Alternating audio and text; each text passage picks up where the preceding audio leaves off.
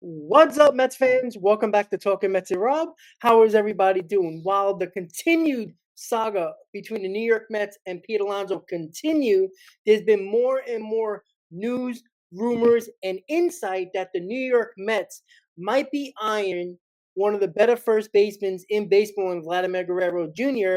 And it's starting to look like the Mets are really putting their eyes on Vladimir Guerrero Jr. the way they have been going with this offseason in regards to Pete Alonso and what they have offered him this offseason. As we all know, Pete Alonso has declined to 3 years, $90 million with opt-outs in that contract offer, but it doesn't seem like the Mets are willing to go what they offered previously last year of the 7 for 158. Obviously, there's a gap somewhere. Is it the years? Is it the more money? Is it both? That is something that everybody's trying to figure out. And the more and more it keeps on dragging on and dragging on, the New York Mets have to pivot. They cannot waste time and let a guy like Vladimir Guerrero possibly being on the trade market get away from them. Even though he's going to be a free agent after this year, we do know what Vladimir Guerrero is looking for in terms of a contract. He wants $400+ million. The Blue Jays did offer him around 360 for about 12 years. He wants $400+ million. And when you're an owner, regardless of who you are, and you know what that player is looking for, it is a very similar situation to the Francisco Lindor trade when Steve Cohen first took over the team. It's very, very similar to that situation as the Mets trade basically all their shortstops on the roster in Rosario and Jimenez, and they took a really, really big risk in trading for Francisco Lindor because they basically traded their entire roster of shortstops at the major league level. So getting Lindor in a contract year, Steve Cohen did not allow Lindor to take the field without an extension. And that is where I think it's very similar to the Vladimir Guerrero situation. Obviously, Pete Alonso is out there. He has been a Met. He is still a free agent. But more and more I tend to think about it, and the more and more this drags on, the New York Mets can't wait this offseason, especially when they need at least one more big bat, but possibly two big bats to work their offseason and make it a really good offseason when it comes to the bats that they need in the lineup surrounded Juan Soto, Lindor, Nimmo, Vientos, and others. That is where the Mets can't wait too long with Pete Alonso. And if Scott Boras and Pete Alonso want to drag this out, the Mets have to pivot. We've heard rumors about the Mets still being in on Alex Bregman. We know the Tigers are all in, supposedly, on Alex Bregman, but we know the Mets are lingering on the outside, waiting to snag Alex Bregman. And I think the Pete Alonso situation has a lot to do with that in regards to the Alex Bregman situation. But when it does come to Vladimir Guerrero Jr., why would the Mets, when Pete Alonso was right there for the taking, want Vladimir Guerrero Jr.? Well, he's older, 5 years younger than Pete Alonso. He's had really good numbers, as we'll look at the stats in a little bit. And on top of that, the connection with Juan Soto and Vladimir Guerrero Jr., fellow Dominicans, is a huge deal. I know a lot of people don't think that's a big deal, but it is. When you talk about family, when you talk about culture, when you talk about camaraderie within a clubhouse, you want guys that are somewhat connected, somewhat that actually like each other. There's been numerous and many rumors in regards to Pete Alonso not really fitting in the clubhouse.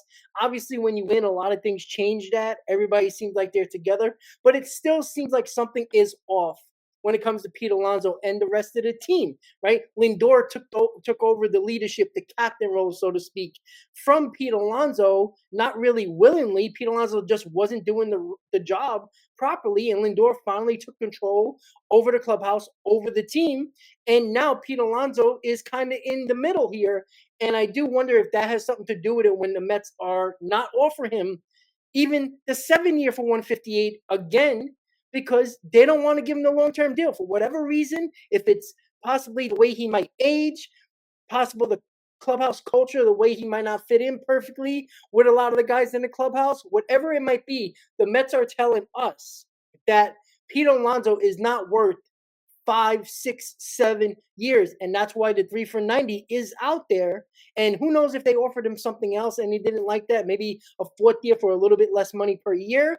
It is a lot of interesting ideas, opinions from everybody why this deal is not getting done. Is it just Scott Boras and him basically controlling the mind of Pete Alonso? Or Pete Alonso, he has to take some blame here too. He did fire his agent to hire Scott Boras. So Pete Alonso is to blame here. And I've said this for a long time now. I believe the first team that gives him a long-term deal years wise, he is out the door. So for all that nonsense in regards to Pete Alonso really wanted to be a Met, he doesn't really, if he didn't take a deal where it's 3 for 90, which I think is very fair, 3 years, $90 million, 30 mil per year. And he also declined the 7 for 158, two offers that I believe were very fair when the market actually looks like it, where he was probably paid around similar money towards other first basemen around the league. And Pete Alonso declined two offers now in 3 for 90 and 7 for 158. At some point, the Mets have to make a move here. And if Pete Alonso continues to linger and continues to wait this out, the New York Mets will pivot to Vladimir Guerrero Jr. because we know if we trade for him, we have the richest owner in baseball ready to pounce and give an extension to Vladimir Guerrero Jr. because we already know what Vladimir Guerrero wants, and that is over $400 million. Years can be determined. You would think it would be between 12, 13, 14 years. But $400 million is that line of demarcation for Vladimir Guerrero Jr. When it comes to Vladimir Guerrero Jr., what are we looking for here, guys? We want to know the stats for Vladimir Guerrero Jr., right? If you haven't watched him enough, you know how good he is. You know he did lose a lot of weight over the last 2 seasons, which is a really good sign, right? He's trying to get better. He knew that weight was an issue, so he lost weight.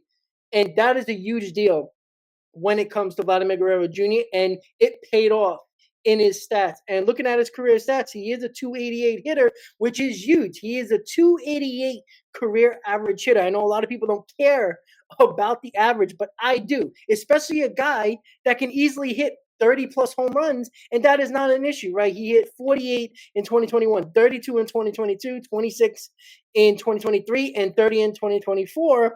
And again, if he can hit between 25 to 35 home runs, somewhere within there, and the RBIs are 103. So we hit 30 home runs with 103 RBIs, which tells me 30 home runs is nice, but he can get those RBIs in other ways, which entails the average at 288 career, and he hit 323 last year. And that's why I continue to say everybody loves power, but when you only get your runs and your RBIs from power, and in regards to Pete Alonso, that is basically what he did the last 2 seasons.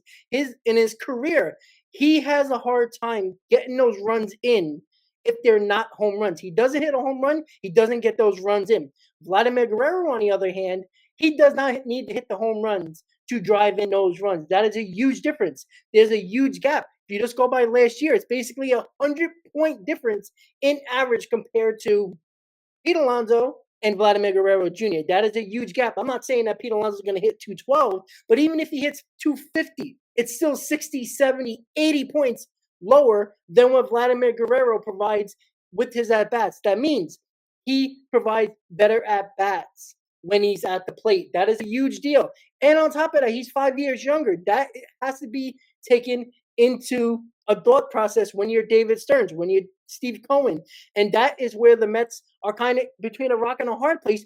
But they have the best of both worlds here. They can sign Pete Alonso for whatever the contract might be at some point this offseason, and Met fans will be happy. You'll get the 35 to 40 home run power.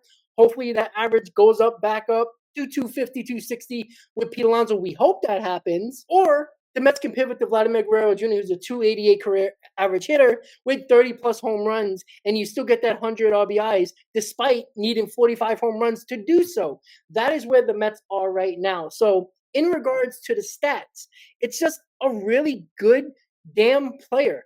And when you get a guy younger who provides pretty damn good stats. And again, you don't need 45 home runs and 100 RBIs from Pete Alonso that might bat 220 when you have Juan Soto that's going to give you 280 average and 30 home runs. When you got Lindor batting 270 with 30 home runs, you got Vientos now that has been providing that power. You got more than enough power in the lineup.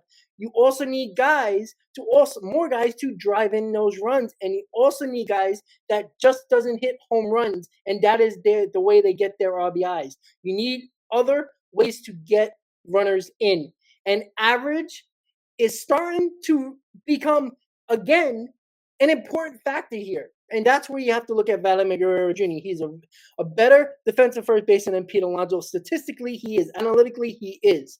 I know Met fans might want to push back on that, but it's a fact. Analytically, Vlad Guerrero Jr. is a better first baseman than Pete Alonso overall. I think he is a better hitter. Now, Pete Alonso is probably the better power hitter, but overall hitter, Vladimir Guerrero is the better hitter as well. So, what would it take to get Vladimir Guerrero Jr. for him to wear the orange and blue? Well, we'll look at it right here, guys. Obviously, the New York Mets would get Vladimir Guerrero Jr., but the Mets would have to give up a lot. And it starts with the number 2 prospect in their system, Jet Williams. Jet Williams really doesn't have anywhere to play anymore. There's a possibility that with Acuna, Mauricio, still Jeff McNeil, there's a lot of infielders here, a lot of middle infielders. Jet Williams is expendable at this point.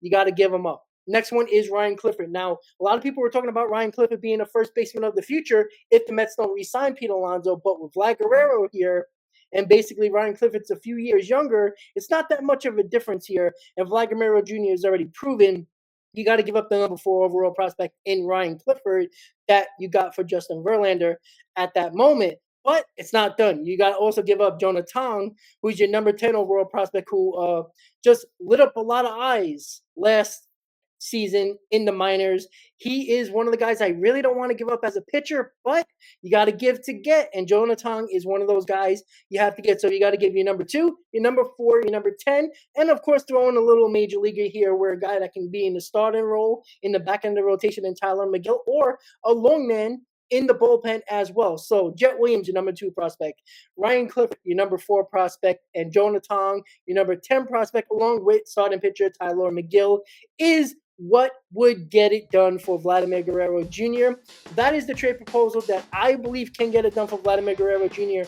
If this Pete Alonso saga continues to drag on, the Mets have to pivot. They can't wait too long, and if Bregman comes off the board, Santander comes off the board, there is nowhere for the Mets to go big bat-wise. Either you sign Pete Alonso, and you fold, and you give him more years than you want to, or you get the better overall player in Vladimir Guerrero Jr. Yes, you got to give up some assets here, but the Mets have enough in their farm system to give up assets and still have a good farm system and not give away complete major pieces like a Sproat, like a Gilbert, like a Mauricio, like an Acuna, and you still get Vladimir Guerrero Jr. And I do believe if the Mets get Vladimir Guerrero Jr., there is no doubt he is going to be wearing that New York Mets uniform for a very, very long time. Let me know in the comments, guys, what you think of my trade proposal and what you think about the Mets pivoting from Pete Alonso to Vladimir Guerrero Jr. Guys, let me know in the comments what you think of the proposal and the possibility of trading for Vladimir Guerrero Jr.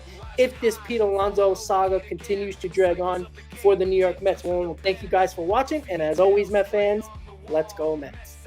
Forever stand tall, rivals smear, but we push on through. Every heartbeat bleeds orange and blue.